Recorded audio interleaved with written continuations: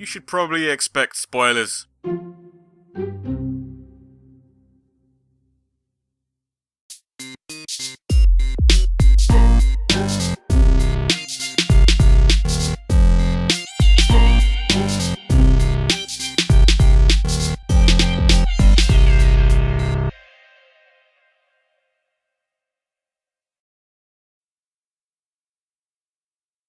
You know, I'm pretty sure there's somebody I'm forgetting to review.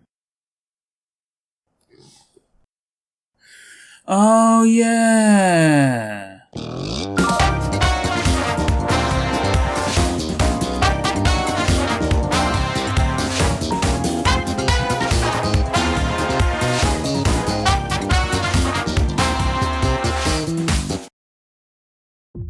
Totally unintentional. I didn't actually mean to sidestep the other two Cowboy Bebop characters for this long. Things just got mad hectic for a minute, what with Street Fighter V releasing and then Undertale doing its freaky thing. My channel kinda got snowed in with all that workload. True fact, this Jet Black episode was meant to happen right after I covered Amy Rose. I've had Smai's artwork of Jet sitting on my computer for well over 6 months now, so yeah, I slipped up. My bad.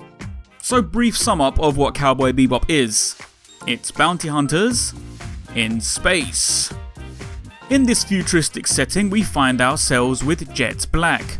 Jet was an investigator for the Intersolar System Police and was stationed on Jupiter's largest moon, Ganymede. During his time there, he was nicknamed the Black Dog by his peers as he wouldn't let a criminal get away once he found them, similar to that of a dog that sinks its teeth into its prey and never lets go. After seeing the amount of corruption and general questionable activity going on in the Force, as well as his personal life not being too rosy either, Jet quits to start a new chapter for himself away from Ganymede. He decides to become a bounty hunter as they are in high demand and it's probably the most suitable way for him to earn a living without having to be tied down to an organisation. He buys himself a used fishing vessel and takes to the stars, but not before naming his newly acquired ship the Bebop. For those that don't know, bebop is a type of jazz music and Jet is a very big fan of jazz. So big in fact that he names his ship after an entire genre of it.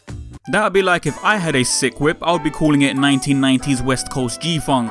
Yeah, but I don't have a whip because I'm broke ass. At some point, Jet meets Spike Spiegel, and the two of them team up to hunt bounties together. The Cowboy Bebop anime itself begins around this time after Jet and Spike have already established a working relationship with one another, but before other crew members Faye and Ed have joined them.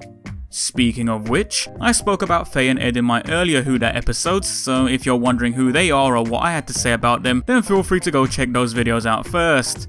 If not and you're ready to roll with Jet, then I'm ready to roll with Jet. So let's roll with Jet. Visual design. At 36 years of age, Jet is the oldest of the Bebop crew. While I don't consider him to be past it, as they say, he has lost a considerable amount of hair from the top of his head, so that the only hair remaining runs around the sides and back. For what he lacks in the form of head hair, he makes up for with his face, as Jet has one hell of a crazy beard going on. I mean, look at that, that's impressive. Dude must be in the bathroom every morning with a tub of Fructis Manga hair gel, just spiking that shit out. Jet wears a dark jumpsuit with the sleeves ripped because he's clearly been playing too much Street Fighter. This item of clothing is complemented with a t-shirt worn underneath the jumpsuit, and the whole outfit is finished off with metal plated boots.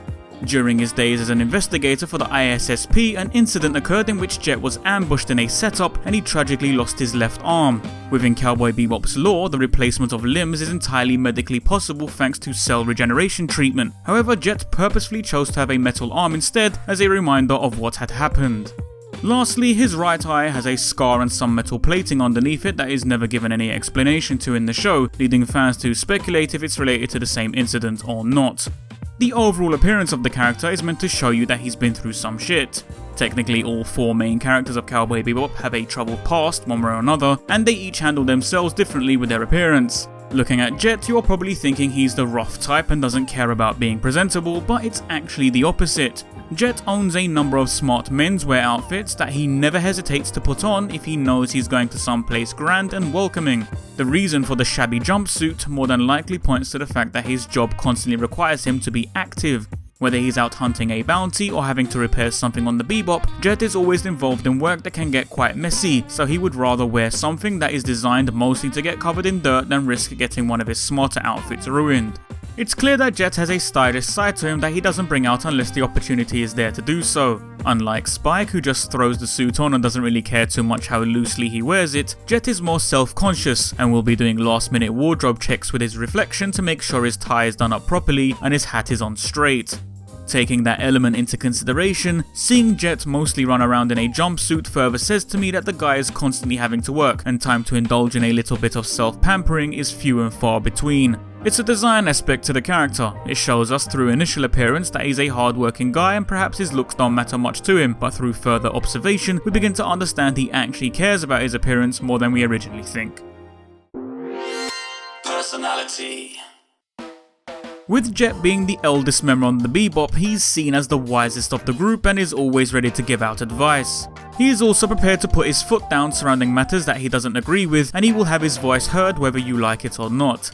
He tries not to be a pushover to his crewmates despite how uncooperative and troublesome they can be. The Bebop is his ship after all, and therefore he tends to have the final say over certain matters, though because he can be so forgiving sometimes, his friends usually tend to walk all over him given the chance.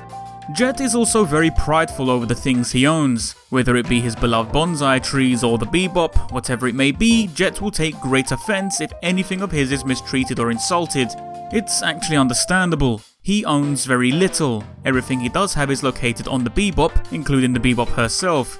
Everything is an extension of Jet. To mistreat his possessions is to mistreat him. He left his old life on Ganymede behind and the Bebop became his new home. It's all he's got. To disrespect that and all that is attached to it is to disrespect Jet directly. They dared to call this ship a worthless piece of crap, and they made a complete mess of my hammerhead. Jet is shown to have issues with loneliness, as most members of the Bebop do. Jet's way of dealing with it comes into play with his bonsai trees. Unlike people in his life who have left or betrayed him on a number of occasions, his bonsai trees are always going to be there. They require care, so it keeps Jet constantly devoted to something that can't possibly stab him in the back later on down the line. In the episode where the crew accidentally get high, while Spike is climbing the stairway to heaven and phase off swimming in a toilet, what is Jet doing? Dude might be smacked off on his face on mushrooms too, but he's sitting right there with his bonsais having a delightful chat about the universe. Jet's past is mostly to blame for his current insecurities surrounding people and their commitments to him. It more than likely stems from his past love, Elisa. While he was back on Ganymede working for the ISSP, Jet had a girlfriend named Elisa who gave Jet a sense of security. She was always waiting for him at home when he would come back from work, and to Jet that's all he ever needed. He didn't want anything else from the universe, only her. So one day Jet comes home from work and finds the girl has ditched him, leaving an old pocket watch behind with a note simply saying farewell. That's cold, man. Anyways, Jet told himself that he would wait until the day the watch stops, and if she didn't return before that point, then he would pack up his stuff and leave Ganymede, and we all know how that turned out. This clearly stuck with Jet for a long time as he kept the broken pocket watch with him. His pathway crossed with Elisa's again, and it was during this meeting that he found out the reason she left him was because she wanted her independence. Yeah, okay, Destiny's Child, that's cool and all, but couldn't you at least sat the poor guy down and just spoken to him about this? You leaving by dropping one note on the side with a shitty pocket watch is just dark things, man. The thing is, as the show goes on, Jet is constantly presented with accounts of abandonment, and by the end of the series, it actually paints a somewhat somber picture for the guy, which I'll explain in the next section. Importance. Firstly, as we've established, Jet owns the Bebop, and with the show literally being focused around those who travel on that ship, it makes Jet a very central character. Furthermore, Jet is the only character who stays put throughout the entire series from the very first episode right until the last one. Everybody else comes and goes, but Jet is the one consistent person in the show who never leaves, because if not for the Bebop, he would have nowhere else to go. It is on this note I will address what I meant in the last section. Basically, Jet loses everybody he places care and trust into. We've already discussed Elisa, so I won't repeat their story, but it clearly was one of the earliest moments of this happening to Jet. And what about the other people in his life? Well, with Spike, Jet shared an almost brotherly bond. They would bicker like siblings, but when the pair of them were on a level, they shared great chemistry, and it was clear for everybody to see that Jet wanted Spike to stick around. Sure, they had a number of moments where Spike left the Bebop briefly, but Jet was always prepared to bring him back on board, as he's done so many times in the past. Jet found a great friend in Spike, one that he could truly trust, and for Spike to permanently leave probably tore another piece of Jet's heart in two. He technically lost his closest friend. While Ed was on board the Bebop, Jet played a somewhat paternal figure to the girl, taking care of her in his own way and making sure that she was as much a part of the crew as possible. He may not have always understood her ways of thinking, and she probably annoyed him on one or two occasions as well, but as far as adults went, Jet was probably the closest to a father figure she had gained.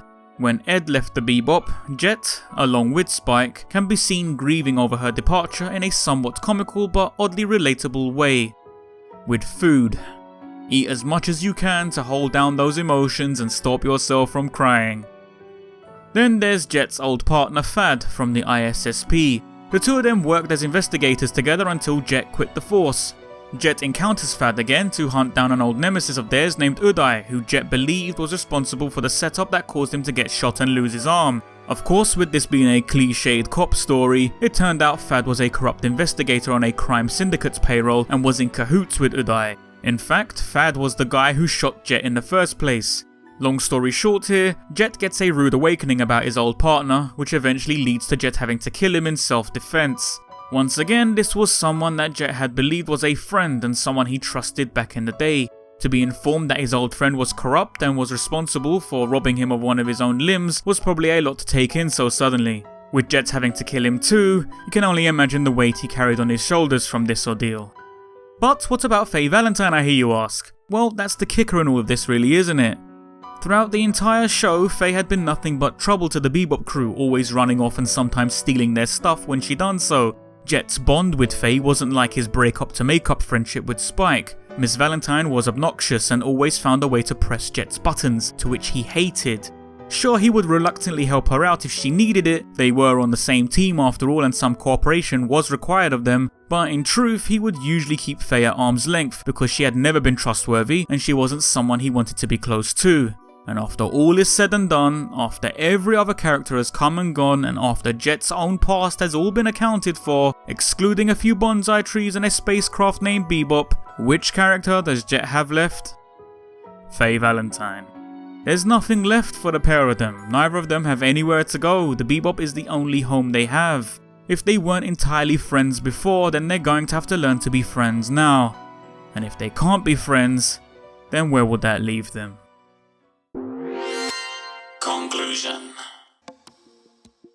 The thing about Jet and all this characterization is that it might be wasted on the youth. Jet wasn't a character I personally paid much attention to either on my first or even second viewing, but growing up over the years and coming back to Bebop again made me realise just how much truth there is in him.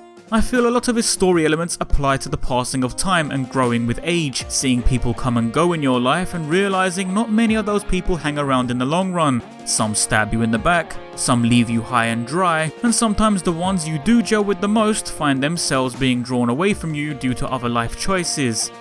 And when you have characters like Spike who throw around that cool laid-back attitude, or Faye with her sarcastic nature, or even Ed's oddball personality, someone like Jet might pale in comparison to you. And if that's the case, then maybe you shouldn't be looking at what he isn't, and start seeing him for what he is. Jet brings something to the Bebop quartet that the other characters can't really bring, and that's age and experience. If he doesn't stand out to you initially, then check back in at a later date and see how he's hitting you then. You might just find he'll have grown on you.